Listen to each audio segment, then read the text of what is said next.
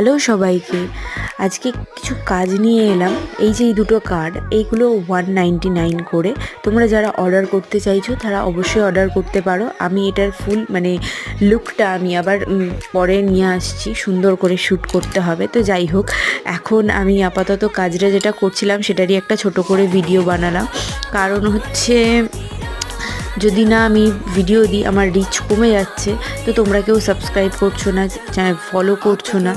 তো যাই হোক, যারা ইনস্টাগ্রাম থেকে দেখছো তারা প্লিজ আমাকে ফলো করে দাও, আর চাইলে অর্ডার করতে পারো।